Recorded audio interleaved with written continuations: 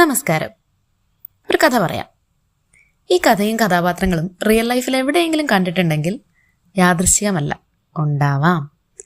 സ്നേഹനിധികളായ ഒരു ഹസ്ബൻഡും വൈഫും.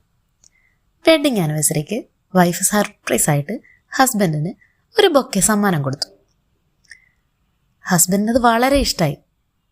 വികാരനിർഭരനായി പറഞ്ഞു, എൻ്റെ ജീവിതത്തിൽ ഇന്ന് വരെ എനിക്കിങ്ങനെ ആരും ഒരു ഫ്ലവർ ബൊക്കെയൊന്നും സമ്മാനം തന്നിട്ടില്ല എന്ന്.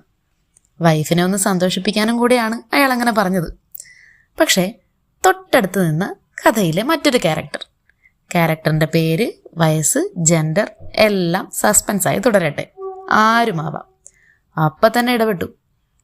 ഒന്ന് പോയേ, കള്ളം പറയരുത് കേട്ടാ, നിന്റെ കല്യാണത്തിന് കിട്ടിയില്ലേ ബൊക്കെ എന്നൊരു ചോദ്യം. ഏത്? സ്വന്തം കല്യാണത്തിന് സ്വന്തം പൈസ കൊടുത്ത് ഫോട്ടോ എടുക്കാൻ നേരം ആരോ കൊണ്ടു തന്നപ്പോൾ കയ്യിൽ പിടിച്ചോണ്ട് നിന്ന ആ ബൊക്കെയെക്കുറിച്ചല്ലേ പറഞ്ഞത്? കൊള്ളാം.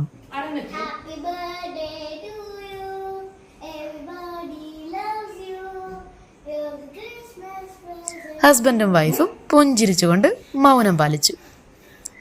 ആ യുവമിഥുനങ്ങളുടെ ഓർമ്മയ്ക്ക് ഇന്നെൻ്റെ ഹസ്ബൻഡിൻ്റെ പിറന്നാളിന് ഞാനും കൊടുത്തു ഒരു പൂക്കാലം. Moral of the story: 1. പ്രണയത്താൽ കൈമാറുന്ന ക്രിഞ്ച് ഗിഫ്റ്റുകളെ പരിഹസിക്കാതിരിക്കുക, അവരതങ്ങ് ആസ്വദിക്കട്ടെ. 2. അസൂയക്കും കുശുമ്പിനും മരുന്നില്ല, അത്ര തന്നെ.